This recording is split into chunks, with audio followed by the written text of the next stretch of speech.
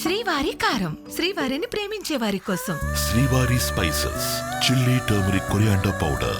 శ్రీవారి కారం, శ్రీవారిని ప్రేమించే వారి కోసం. భవానీపురం జోజీనగర్లో 42 ఫ్లాట్ల యజమానులు సీఎం నివాసం వద్దకు చేరుకున్నారు. ప్రస్తుతం మనతో యజమాని ఉన్నారు. సీఎం గారికి ఏం చెప్దామని వచ్చారు సార్? ఈరోజు మేము మా జీవితాన్ని కోల్పోయాము సార్. మేము ఈరోజు ఎప్పుడు మేము ఊహించలేనిది మా జీవితంలో జరిగింది సార్. ఎంతో కష్టపడి రెక్కలు ముక్కలు కష్టపడి మేము ఎంతో ఇచ్చేసుకుని సంపాదించిన మా ఫ్లాట్లన్నీ ఈరోజు మా ఇల్లు కూలదోసి మమ్మల్ని రోడ్డు మీద పడేశారు సార్. అసలు ఇది మేమేమి కబ్జాలు చేసినవి కాదు సార్. మా కష్టార్జితం ఒకటి కూడా మేము కబ్జాలు చేయలే. మా కష్టార్జితం మేము మా ఫ్లాట్స్నే కోరుతున్నాము. మేమేమి వేరే వాళ్ళ ఆస్తులు వద్దు, అన్యాయంగా మాకు వద్దు. మేము కష్టపడి కొనుక్కున్న ఫ్లాట్లు ఈ రోజుకి ఇప్పటి వరకు మేము ఇంటి పన్ను, నీటి పన్ను, ప్రతి ఒక్క బిల్లులు మేమే చెల్లించాము సార్. ఇప్పుడు దాకా ఇన్ని సంవత్సరాల్లోని ఈరోజు మమ్మల్ని రోడ్డు మీద పడేశారు సార్. ఇప్పుడు మీకు ఏం చేయాలో తెలియక మాకు ఉండటానికి ఇల్లు లేదు సార్, అక్కడ తినటానికి తిండి లేదు, పిల్లలు బయట ఉన్నారు సార్ రోడ్డు మీద. మేము ఏం చేయాలో తెలియని పరిస్థితిలో మేము అందరం కలిసి సీఎం గారికి విన్నవించుకోవాలని ఇక్కడికి వచ్చాం సార్. అయితే సీఎం గారు కొంచెం బిజీగా ఉన్నారంట. ఎస్ఐ గారు రేపు మార్నింగ్ 11కి వస్తే మిమ్మల్ని మాట్లాడి నెక్స్ట్ ఫర్దర్గా ఏం చేయాలో చెప్తానని చెప్పారు సార్.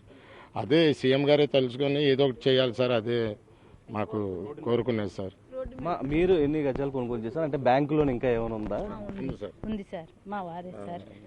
బ్యాంక్ లోన్ ఉంది, 60 lakhs ఉంది. అన్ని లోన్లు, అన్ని పన్నులు ఫుల్ సెక్యూరిటీతోనే ఇచ్చారు లోన్లు.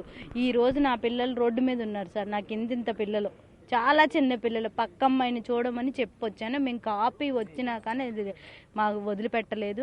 మరి మేము ఇప్పుడు ఎక్కడికి వెళ్ళాలి? అక్కడ రోడ్డు మీద, ఇక్కడ రోడ్డు మీదేగా. సీఎం గారు ప్లీజ్ దయచేసి మా బాధని, మా పిల్లల్ని అర్థం చేసుకొని రేపు మాది పరిష్కరించారు మీ వరకు తీసుకెళ్లాలని మేము కోరుకుంటున్నాం. మీరు చెప్పండి అమ్మా, మీరు ఎంత కొనుగోలు చేశారు?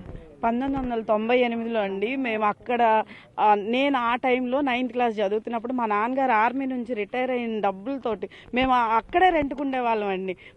అక్కడ ఇల్లు కట్టుకొని ఉండాలి అని చెప్పి ఈ లోపల మా నాన్నగారు చనిపోయారు. మా తమ్ముడు కూడా ఆర్మీని, ఆయనకు వచ్చిన రిటైర్మెంట్ డబ్బులతో కట్టాడండి ఇల్లు. దాన్ని నిలువున నేల కూల్చేశారు. ఈ రోజు ఇక్కడ ఉన్నా మాకు ఇంటికి వెళ్ళండి అంటున్నారండి. ఇక్కడున్నా అక్కడికి వెళ్ళినా పెద్ద తేడా లేదు. అక్కడ పక్కింట్లో పిల్లల్ని ఉంచి ఇక్కడికి వచ్చామండి. ఇంకా ఇంటి పన్ను, కరెంటు బిల్లు, నీటి పన్ను ఇవన్నీ కట్టించుకోవడం ఎందుకండి? అది ఫేకే, నిజమే, మేమే మోసం చేశాము. అలాంటప్పుడు మాతో ఇవన్నీ ఎందుకు కట్టించుకున్నారండి? సరే, ఈ స్థలం మాకు వాళ్ళకి సంబంధించింది అన్నప్పుడు ఇంతమంది మోసపోయే బదులు వాళ్ళే ముందే ఇది మా పలానా సంబంధించిన స్థలం, ఇది ఎవరికి సంబంధించింది కాదు అంటే తర్వాత కొనుక్కునే వాళ్ళైనా కొనుక్కోకుండా ఉండేవాళ్ళు. మేమంటే ఫస్ట్లోనే ఎప్పుడో 98లో కొన్నాం. ఆ తర్వాత 2013, 10 ఆ టైంలో కొనుక్కున్న వాళ్ళు కూడా ఉన్నారు. 2022లో కూడా కొనుక్కున్న వాళ్ళు ఉన్నారు. మేము అసలు మాకు ఇంకో విషయం ఏంటంటే మా ఫ్యామిలీ మొత్తం ఆర్మీకి సంబంధించి మేము ఇలా దేశానికి సేవ చేసి రూపాయి కష్టపడి కూర్చుకున్న డబ్బులతో కొన్నది. అన్యాయంగా మేమేమి ఎవరిని అన్యాయం చేసి కొన్నది కాదండి. నిలువున మోసపోయాం. ఎవరికి చెప్పుకోవాలో తెలియదు, ఎవరిని ఆశ్రయించాలో తెలియదు. కనీసం సీఎం గారి దగ్గర కన్నా ఆయన దృష్టికి వెళ్తే ఏమన్నా సహాయం చేస్తారు. ఆయన తప్ప మాకు ఇంకా ఆప్షన్ కూడా లేదు. ఇంకెవ్వరు సుప్రీంకోర్టు వచ్చిన స్టేనే వాళ్ళు లెక్క చేయని వాళ్ళు ఇంకెవరినన్నా లెక్క, మామూలు మాలాంటి మధ్యతరగతి వాళ్ళని ఇంకా మేము వాళ్ళ ముందు ఎంత అండి? కనీసం సీఎం గారి దృష్టికి వెళ్తే ఏమన్నా మాకు సహాయం జరుగుతుందేమో అని చెప్పేసి వచ్చామండి. మీరేం చెప్పదలుచుకున్నారు సీఎం గారు? నాకు ఆ ఇంటికి ప్లాన్ ఉంది సార్. గ్రౌండ్ ఫస్ట్ ప్లాన్ ఉంది. 25 లక్షలు యూనియన్ బ్యాంక్లో లోన్ తీసుకున్నాను. పేపర్ స్టేట్మెంట్ ఇచ్చే కొన్నాను సార్.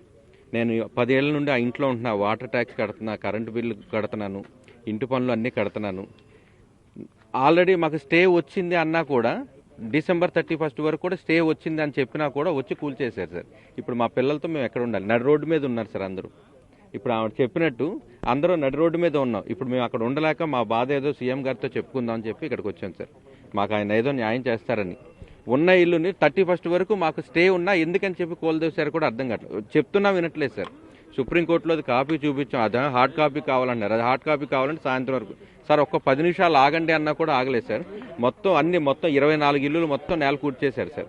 ఇప్పుడు మేము ఎక్కడికి వెళ్ళాలి? ఎవరికి చెప్పుకోవాలి? ఎవరు చెప్పాలి? ఎవరిని నమ్మలేక సీఎం గారి దగ్గరికి వచ్చాం సార్. పోలీసు వాళ్ళు కూడా మాకేం ఫేవర్ చేయలేదు సార్.